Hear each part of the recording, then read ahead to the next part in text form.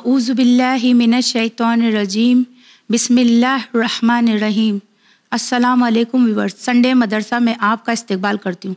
उम्मीद करती हूँ कि आपने बहुत अच्छे से कुरान मजीद की तिलावत की होगी। चलिए, हमने, अगर आपको याद होगा मेरे प्यारे बच्चों, तो आपने देखा होगा कि हमने पिछले एपिसोड में तनवीन के कानून सीखे थे, यानी 2 ज़बर, 2 ज़ेर, 2 पेश। वो हमने सीख लिया है। अब आज के दर्स में हम सीखेंगे खड़ा ज़बर, खड़ा ज़ेर और उल्टा पेश, यानी उसका साउंड क्या होगा। तो वो आज के दर्स में सीखेंगे और बहुत अच्छे से सीख जाएंगे भी और पढ़ेंगे भी। तो चलिए, आज के इस दर्स में हम पढ़ते हैं कि जो आज का ऊपर अगर इस तरह से दिया है, यह है खड़ा ज़बर। खड़ा ज़बर का साउंड आ, जिस तरह से मैंने आपको कहा था अलिफ़े मद्दी, यानी बा के साथ ज़बर आ जाए और ज़बर के साथ अलिफ आ जाए तो उसे अलिफ़े मद्दी कहा जाता है। उसी तरह से अलिफ़े मद्दी की साइन को इस तरह से कर दिया, खड़ा ज़बर आ, खड़ा ज़बर आ, ये इस तरह से दिया है। इसे कहते हैं उल्टा पेश। उल्टा पेश का साउंड आएगा ऊ, फिर ऊ, आ, ऊ। अभी नीचे दिया है खड़ा ज़ेर, ई, खड़ा ज़ेर ई, उल्टा पेश ऊ, आ, ऊ, आ, ई। और अच्छे से अगर अपने बच्चों को बताऊं तो ज़बर, ज़ेर और पेश, ज़बर का साउंड आ, ज़ेर का ई, पेश का ऊ, जो हमने बहुत पहले सीख चुका है। अब इस दर्ज में हम करेंगे, फिर हमने पढ़ा अलिफ़े मद्दी, याए मद्दी, वाव मद्दी, यानी ज़बर के साथ अलिफ का आना, ज़ेर के साथ या का आना और पेश के साथ वाव का आना। उसे कहते हैं अलिफ़े मद्दी, याए मद्दी, वाव मद्दी, यानी आ, ई, ऊ। मगर आज इस दर्ज में हम पढ़ेंगे खड़ा ज़बर, खड़ा ज़ेर और उल्टा पेश। इसका भी साउंड सेम निकलेगा, आ, ई, ऊ। तो चलिए, इसी के साथ अब हम हर्फ के ऊपर देखते हैं कि अगर साइन आ जाए तो किस तरह से उसकी अदायगी होगी।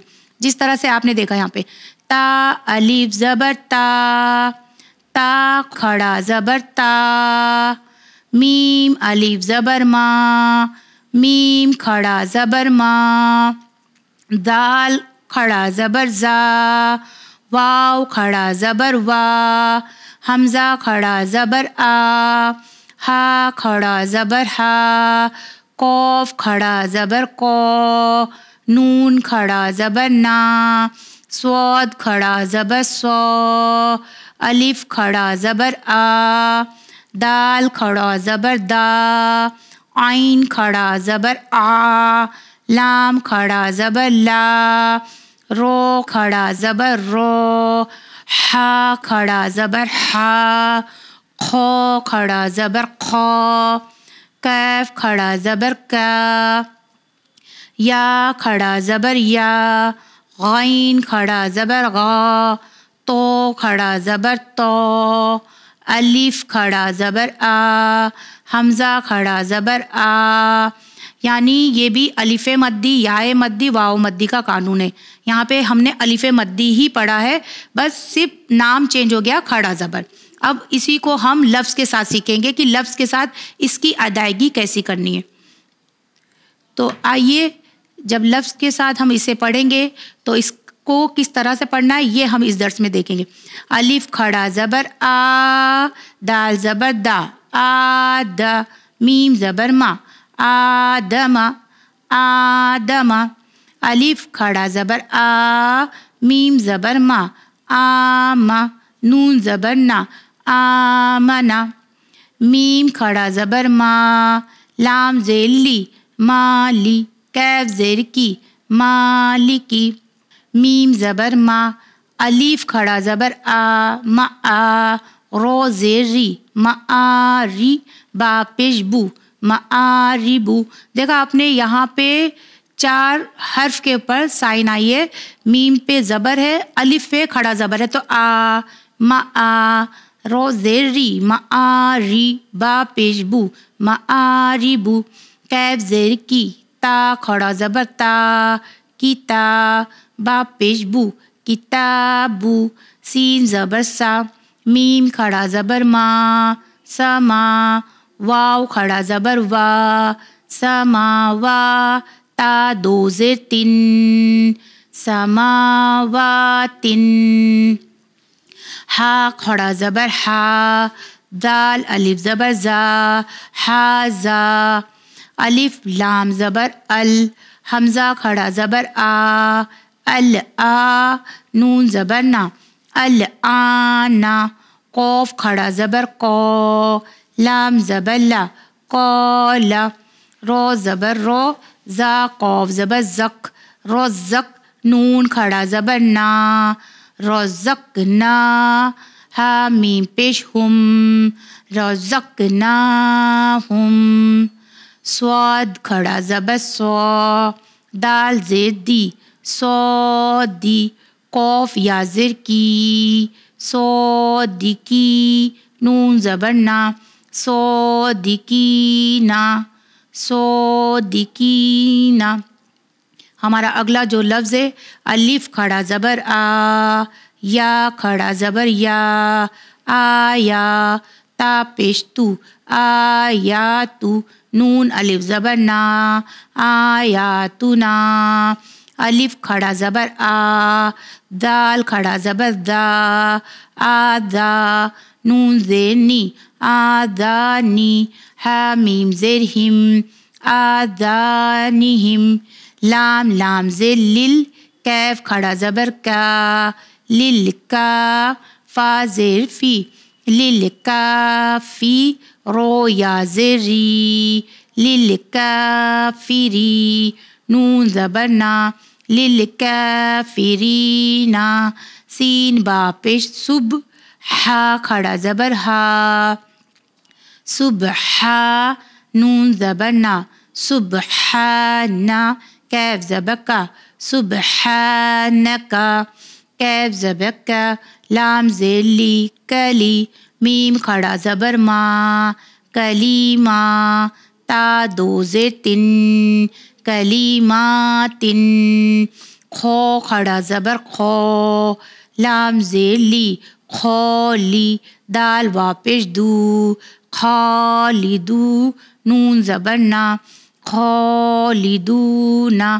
یا کھڑا زبر یا، با زبر با، یا با. نون یا زیر نی، یا بنی. قوف کھڑا زبر کو، نون زیر نی، کونی.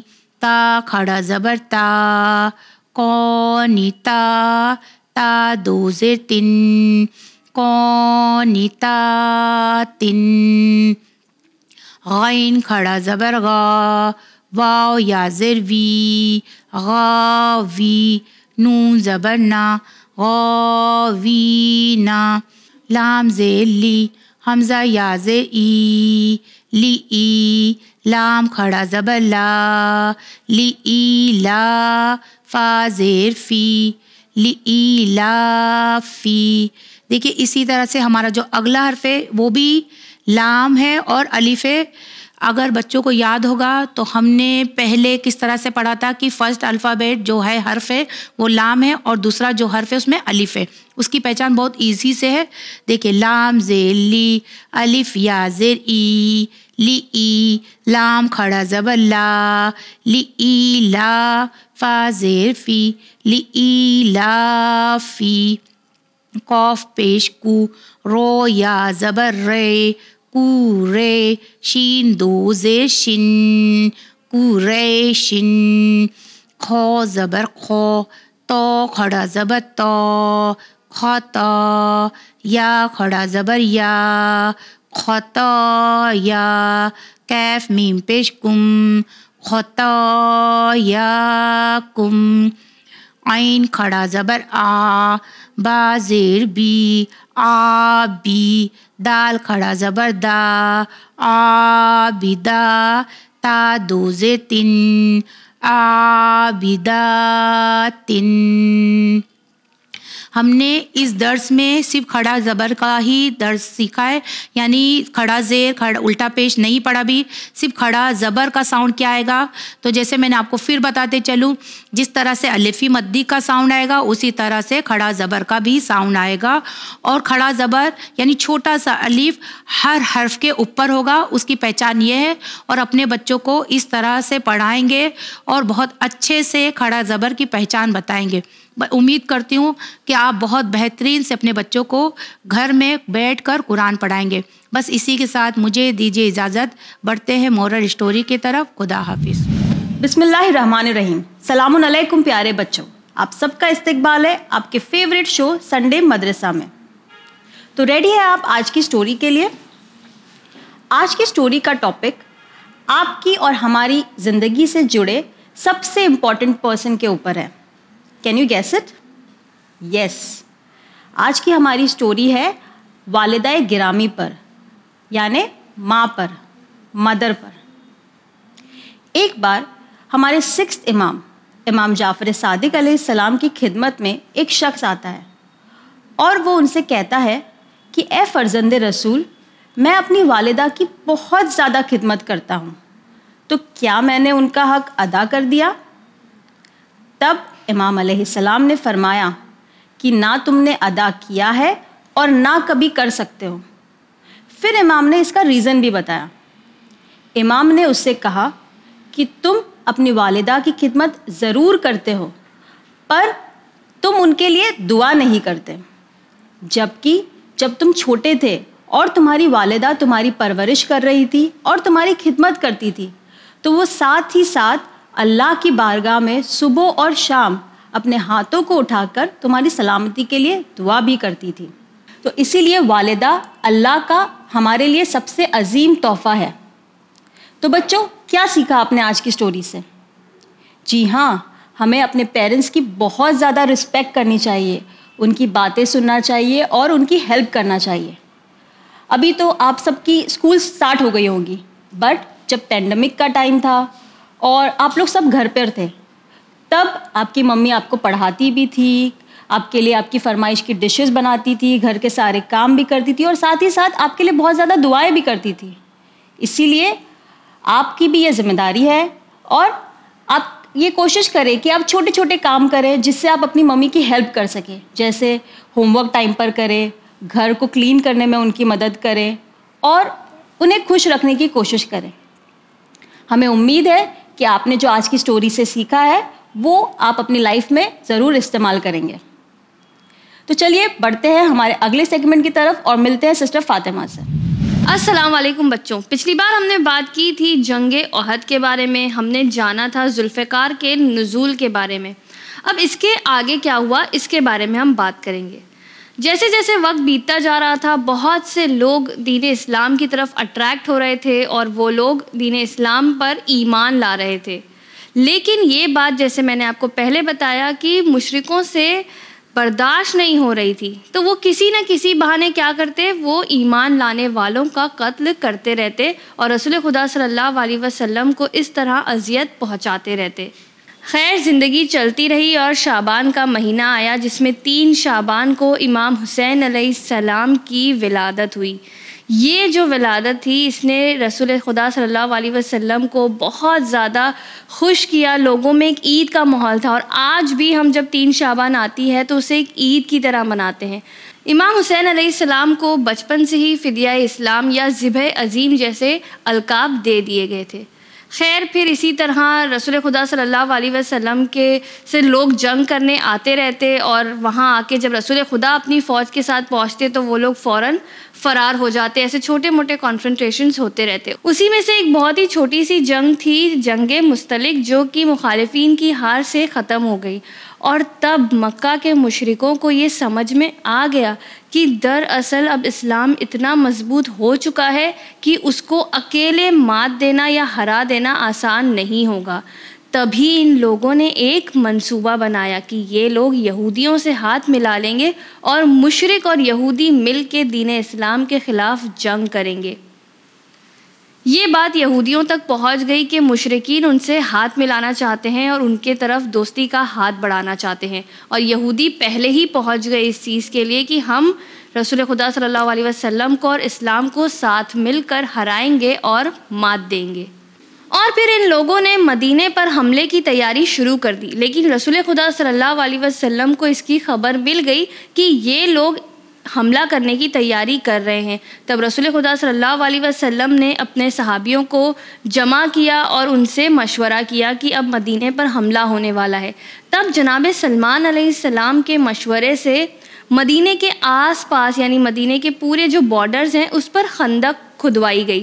خندق کیا ہوتا ہے بچوں؟ خندق جو ہوتا ہے ہم جسے ٹرینچ کہتے ہیں، وہ بہت ہی گہرے اور چوڑے گڈھے ہوتے ہیں جو کسی کو داخل ہونے سے روکتے ہیں۔ جو اکثر وہ لوگ کیا کرتے ہیں خندق میں، یا تو آگ لگا دیتے ہیں یا تو پانی بھر دیتے ہیں کہ کسی طرح جو اپوزٹ پارٹی ہے وہ آ نہ جائے اس طرف۔ تو ان لوگوں نے جب یہ ساری بات طے ہو گئی کہ مدینے کے آس پاس خندق کھدوائیں گے، تب لوگوں کو رسول خدا صلی اللہ علیہ وسلم نے 10-10 کی ٹیم میں ڈیوائیڈ کر دیا کہ 10 لوگ مل کے 40 یارڈز یعنی 120 فٹ، جو کہ مطلب اپنے آپ میں ایک بہت زیادہ بڑی زمین ہو گئی، اتنا کھودنا ہے۔ اور جناب سلمان علیہ السلام نے کہا کہ وہ 40 یارڈز اکیلے ہی کھود سکتے ہیں۔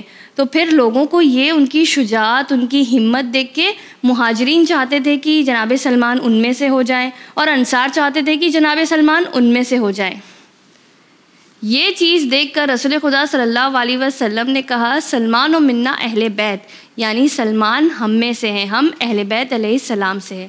خیر ماہ رمضان کا مہینہ تھا اور بھوک اور روزے کی شدت تھی، لیکن اس میں بھی مسلمان محنت کرتے رہے اور اس خندق کو کھودتے رہے مدینے کے ڈیفنس کے لیے، آپ کہہ سکتے ہیں اس کے دفاع کے لیے، کہ لوگ اس میں داخل نہ ہو سکے۔ خیر جب یہ خندق خود کے تیار ہو گئی، اس کے بعد جو ہے تو جنگ خندق، یا ہم اس کو جنگ احزاب کے نام سے بھی جانتے ہیں، یہ جنگ شروع ہو گئی۔ اور بہت زیادہ تیر و تلوار چلنے کے بعد یہ ہوا کہ مشرکوں کی ہمت اور بڑھی، اور وہ لوگ کسی طرح جو اتنی چوڑی اور گہری خندق تھی وہ بھی پار کر کے مدینے میں داخل ہو گئے، جس میں سے ایک تھا عمرو ابن عبداود۔ یہ بہت ہی گستاخ انسان تھا، لیکن اس کی جو مدینے میں اور بلکہ آپ کہہ سکتے ہیں کہ پورے عرب میں کافی ہیبت تھی، کیونکہ لوگ اس سے ڈرتے تھے۔ تب رسول خدا صلی اللہ علیہ وسلم نے اپنے اصحاب سے سوال کیا کہ تم میں سے کون ہے جو اس کو شکست دے گا، لیکن اس کی ہیبت اتنی تھی کہ لوگ خاموش رہے اور کسی نے بھی اس چیلنج کو ایکسیپٹ نہیں کیا۔ لیکن پھر ہر بار کی طرح مولا علی علیہ السلام آگے آئے اور انہوں نے اس شخص کو ہرایا۔ انہوں نے ایک ایسی تیگ چلائی جو ہم کہتے ہیں کہ ثقلین کی عبادت پر بھاری تھی۔ خیر اسے واصل جہنم کیا، اور اس کی موت کے بعد اور 25 دن اس جنگ کے چلنے کے بعد یہ جنگ ختم ہوئی اور مسلمانوں کی فتح ہوئی، اور اس جنگ سے مسلمانوں کو بہت حد تک مال غنیمت سے بھی فائدہ پہنچا۔ تو یہ تھی ہماری آج کی چھوٹی سی ہسٹری کا لیسن۔ بچوں ہم دیکھیں گے ابھی ہسٹری اور بہت ہی انٹرسٹنگ ہوتی جا رہی ہے، تو ہم دیکھیں گے کہ اگلے ایپیسوڈ میں ہمارے لیے کون سی انٹرسٹنگ واقعات یا سٹوریز آپ کے لیے موجود ہیں۔ ابھی مجھے دیجیے اجازت، دیکھتے ہیں سسٹر سکینہ کون سے سورہ کی تفسیر لائی ہیں۔ السلام علیکم بچوں، آج ہم سورہ لیل کی تفسیر کو ڈسکس کریں گے۔ سورہ لیل قرآن کا 92 نمبر کا سورہ ہے جو 30ویں پارے میں ہے۔ ہم نے پچھلے ایپیسوڈ میں سورہ لیل کی آیت نمبر 1 سے لے کے 7 تک ڈسکس کر لیا ہے، اگر آپ نے نہیں دیکھا ہے تو ضرور جا کے دیکھیے۔ اور آج ہم آیت نمبر 8 سے لے کے آیت نمبر 14 تک ڈسکس کریں گے۔ تو آئیے سٹارٹ کرتے ہیں۔ بسم اللہ الرحمن الرحیم۔ آیت نمبر 8، وَأَمَّا مَنْ بَخِلَ وَاسْتَغْنَى۔ تو اس آیت میں اللہ فرماتا ہے اور جس نے بخل کیا اور بے پرواہ بنا رہا۔ بخل کا کیا مطلب ہوتا ہے؟ بخل کا مطلب ہوتا ہے کنجوسی کرنا، مائزری کرنا، پیسے کو صرف اپنے تک رکھنا، دوسروں کو نہ دینا۔ تو اللہ اس آیت سے ہمیں بتا رہا ہے کہ جس نے بخل کیا اور بے پرواہ بنا رہا۔ آیت نمبر 9، وَكَذَّبَ بِالْحُسْنَى۔ اس آیت میں اللہ فرماتا ہے کہ اور اللہ کی نیک بات کو یعنی اللہ کے وعدے کو جھٹلایا۔ اللہ نے کون سا وعدہ کیا تھا؟ اللہ نے وعدہ کیا تھا کہ اگر آپ اللہ کی راہ میں پیسے کو خرچ کریں گے تو اللہ آپ کو ثواب دے گا اور اس کی جزا بھی ملے گی۔ لیکن وہ لوگ جو اللہ کی راہ میں پیسہ خرچ نہیں کرتے ہیں، کنجوسائی کرتے ہیں اور اللہ کے اس وعدے کو جھٹلاتے ہیں یا نہیں مانتے ہیں۔ آیت نمبر 10، فَسَنُيَسِّرُهُ لِلْعُسْرَى۔